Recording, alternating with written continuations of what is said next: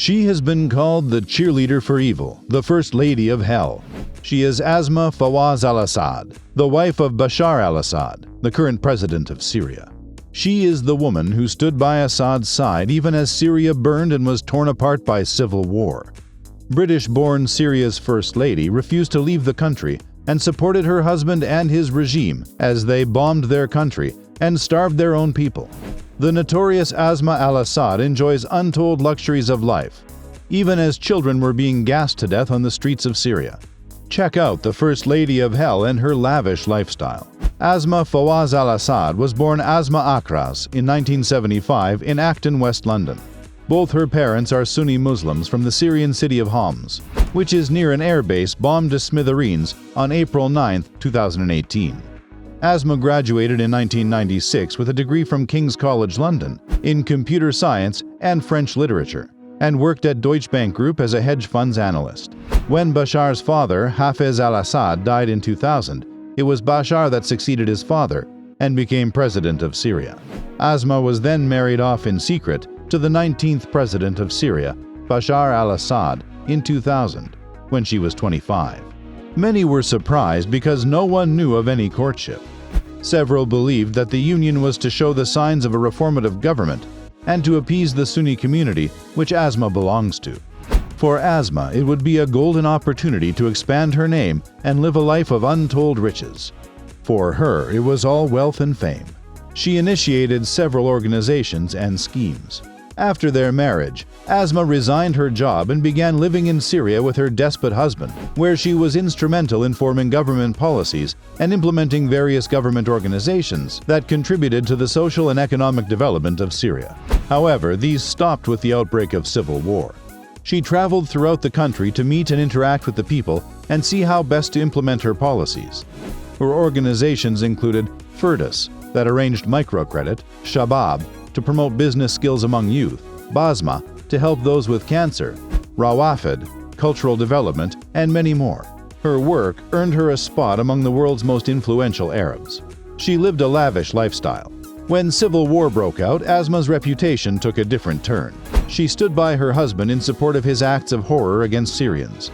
So notorious was she that she refused offers to leave, as Assad's regime bombed and starved its own people, precipitating one of the worst refugee crises in modern history.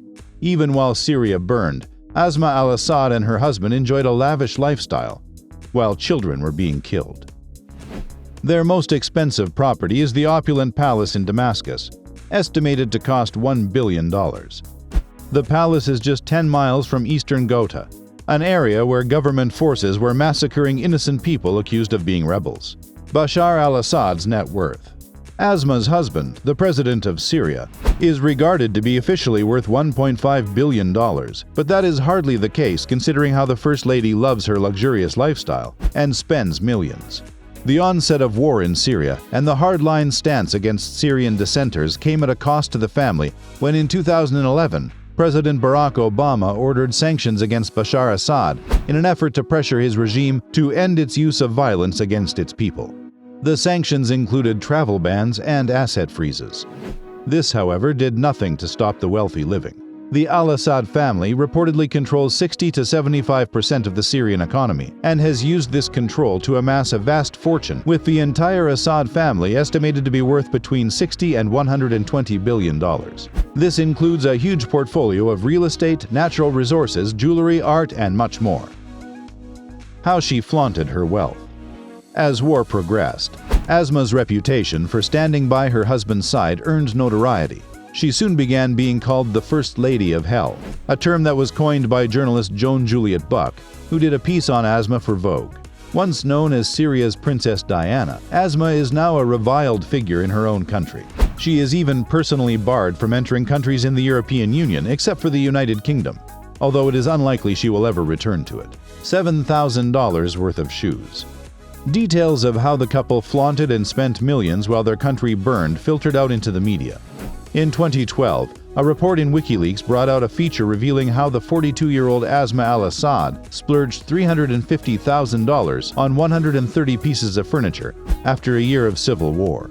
As if that wasn't enough, she even purchased $7,000 worth of shoes, with heels encrusted with crystal.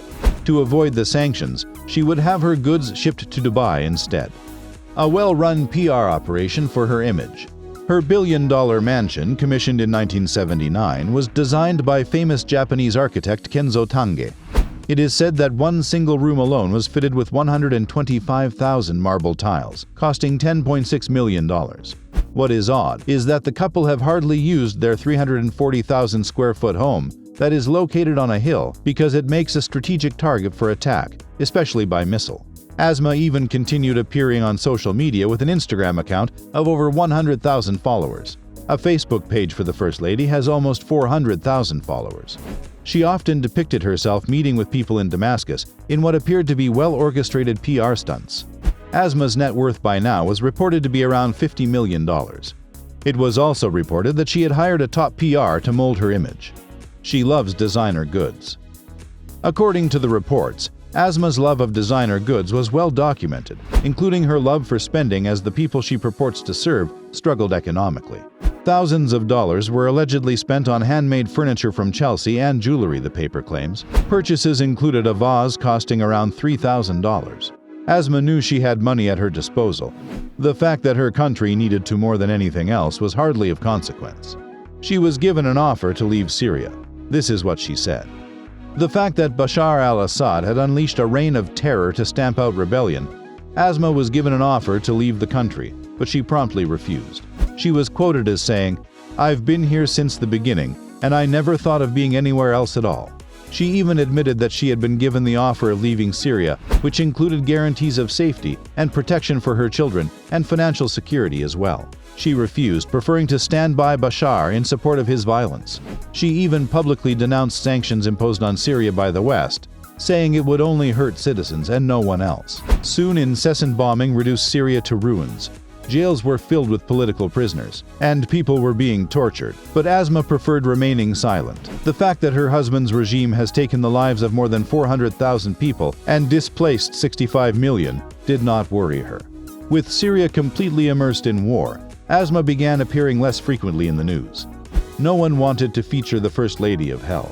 Her last interview in 2010 was with journalist Joan Juliet Buck, who portrayed her positively in an article for Vogue magazine. Buck described her as glamorous, young, and very chic, the freshest and most magnetic of First Ladies. The article was titled, "A Rose in the Desert." The piece irked several people and had to be pulled. Buck was criticized and even attacked for the interview, which ended her relationship with Vogue. In 2012, Buck again featured Asma for Newsweek. She again spoke about Asma's charm, intelligence, and wit, describing her as near perfect, but this time using the headline, "The First Lady of Hell." The title would become famous and synonymous with Asma Fawaz Al Assad. Thousands killed in Syria. As Syria's civil war progressed, Asma was seen more often with her husband. She even met soldiers and visited areas that had been targeted. She became a public figure, although not everyone liked her. She focused on people who had suffered on the regime's side and tried attracting media attention for their cause. Even as her children were tutored privately and learned different languages, there were countless other kids languishing in refugee camps around the world, some in freezing conditions and starving. By 2016, thousands had fled Syria. By 2021, almost 600,000 have been killed in bombing, shelling, or in desperate attempts to reach safety in Europe. Asma stands by her husband. Through it all, Asma Al Assad stood firm beside her husband's way of doing things. She was even reported to have said, "The war emboldened us and increased our immune system, and this Olympiad is an example." Bashar's international image changed into that of a bloodthirsty tyrant slaughtering his own people, and his wife was now seen as a disconnected socialite, busy spending money while her people were trampled. Syria is now 10 years into a bloody war, and the deciding power struggle will soon reshape a new government in the country. This has nothing to do with military operation, but is a struggle that expands far beyond Syria's borders and is focused on controlling the country's economy, international relations, and centers of power. The fighting has been seeping also into social media that reveals the power struggle at the head of the regime. Every report says Asma Al Assad is one of the leading figures of the power struggle going on. The woman who was seen as a desert rose is now regarded as a ruthless killmonger. An aggressive and ruthless woman. Asma Al Assad is now portrayed as an aggressive and ruthless person who will secure anything to keep the title of the Empress of Syria. Asma Al Assad, 41, is personally barred from entering countries in the European Union, but this excludes the UK, so she can still legally travel there. Not that she is likely to return anytime soon. Asma Al Assad has even been facing economic sanctions relating to high-level Syrian government officials, making it illegal in the European Union to provide her with certain material assistance, for her to obtain certain products, and curtailing her ability to travel within the EU. She is waiting for the relief money to pour in.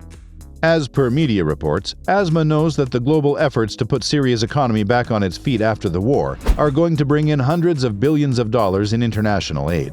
She is now making sure she and her associates are in position to grab as much of the money as possible. She doesn't really care where the cash comes from. It could be Russia, Iran, or anywhere else, just as long as it does not fall into the hands of the Makhloufs, the family of Bashar Al Assad's mother, Anisa Makhlouf. She knows that, despite the notorious reputation she has earned for herself, once normalcy returns, she too will be in position to rule. What is your opinion of Asma Al Assad? Is she just a loyal wife and politician, or is she a shrewd, power-hungry businesswoman who loves the good life? Tell us in the comments below, and don't forget to subscribe to this channel.